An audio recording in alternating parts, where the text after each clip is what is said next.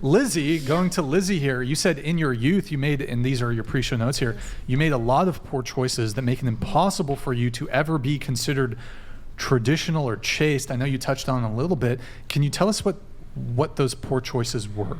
Oh boy. Sorry, Mom. Well, high body count. I'm sure we'll get into that later. Mm-hmm. I did cheat on a couple guys, one when I was 19 and one when I was 21, and it was wrong. They were good men, and I'm sorry I did it. Mm-hmm. Those are the main ones. And I think also just having an overinflated ego, because I fell into the trap where I thought, oh, these guys are sleeping with me. That means something. It doesn't, unfortunately. So, yeah, I think that's pretty much the main... When did you have the change of heart? You're 31 or... 35. 35, yes. Okay. I would say, because it was a gradual process, and it's been expedited substantially since meeting my latest partner. He's changed my life. I love him so much. I am the luckiest, I feel like the luckiest girl in the world that I found him. Thank goodness. But I would say 28. 28 was when I first, because I think that was the beginning of what they say of like hitting the wall sort of thing. So I looked at myself, and I just, I looked at what I wanted to do, being a mother. I'd be happy to be a stay-at-home mom. I'm open to that. In California, it's not really practical, but yeah, so I'd say 28. You also wrote... Was this for... Oh, sorry. Oh, go ahead. I was just going to say, is this change of heart for practical reasons, or was it for other than practical reasons? I'd like to say it was other than practical, but I'll be real, it was practical. I was realizing that I was, I was just full of emptiness and loneliness, because I would spend time with these guys, and even up until recently, I've always said, oh, I don't regret it and whatever. And I mean, whether I regret it or not is kind of irrelevant. But well, it's relevant. Okay. That's why I'm wondering which part is pragmatism and which part is why I actually made a mistake that I'm ashamed of. I think that I'm ashamed of cheating. That one was an easy shame. I wish I had done that.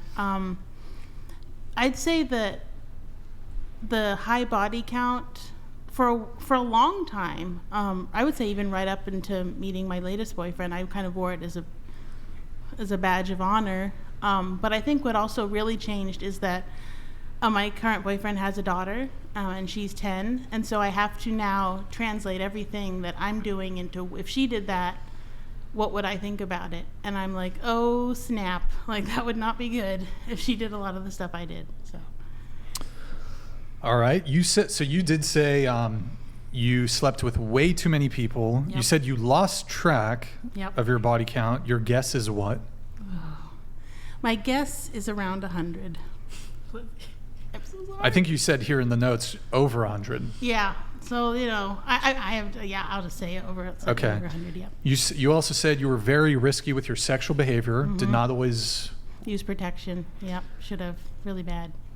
And you mentioned the cheating. I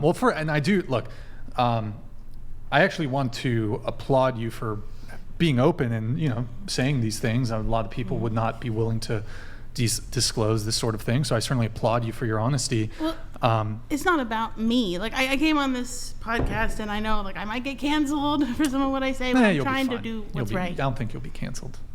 Andrew might get canceled. I might get canceled for having this Chilean military officer. Okay. He's gone AWOL. He is... okay. I know you wanted to talk about... in your notes, you said you wanted to talk about dating as someone who is overweight. A question for you, though. Have you always been overweight your adult life? Yep, the whole time, pretty much. Okay. Yep.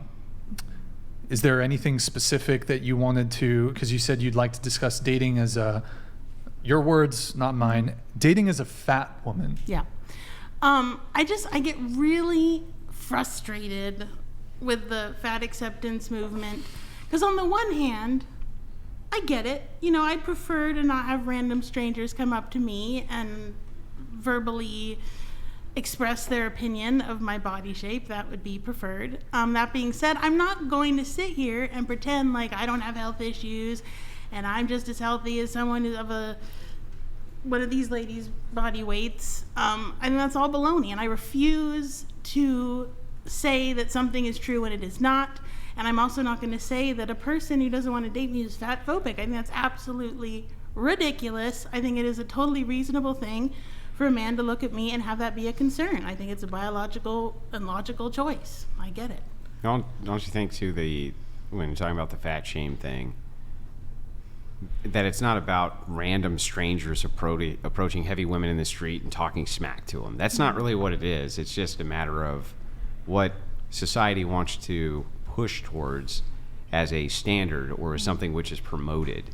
That seems like it's a distinction, right? So I don't think anybody was ever like, yes, run over to heavy women in the street and be like, hey, fat, you know what I mean? Nobody ever was saying that. They were just saying that, on the other hand, kind of pushing people towards the acceptance of overweight women as being some kind of standard or as some kind of good for the world. Yeah, I that's what it's about. I really. think that's morally irresponsible to do that. And I've said this before in private, but I think that it's as unhealthy to have a woman who's exceedingly underweight on a magazine cover as it is having Tess Holliday on a magazine cover, because they're both extremes of unhealthiness, and I would prefer to see normal, healthy women.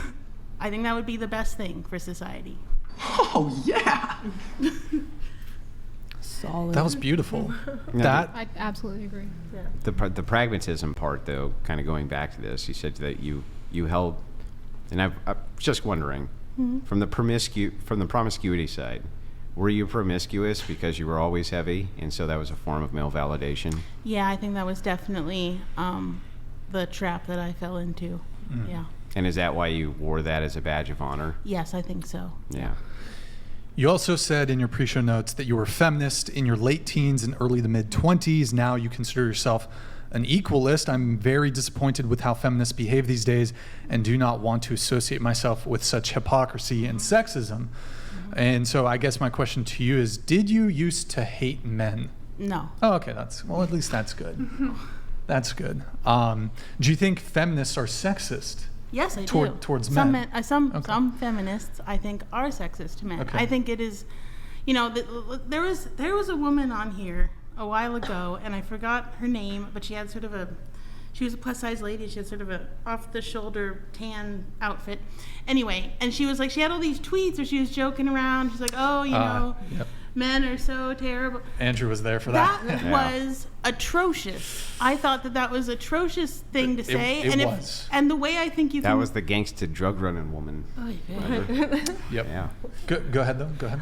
Because I think if you would have reversed the sexism, this is a good way, I think, to figure out whether or not you're saying something that's fair. If you reverse the sexism and it sounds really bad, then you know it's really bad already, because yeah. And I also think, as someone who only dates blue collar men, I think that blue collar men are totally disrespected, and I think that, no offense, but a lot of women like yourself, you want someone who's can treat you like a princess and pay for all these things, but there's a lot of blue collar men that they can't buy you diamond earrings and fancy cars, but they are hardworking and they are good men and they make great husbands. They have in my opinion. good morals.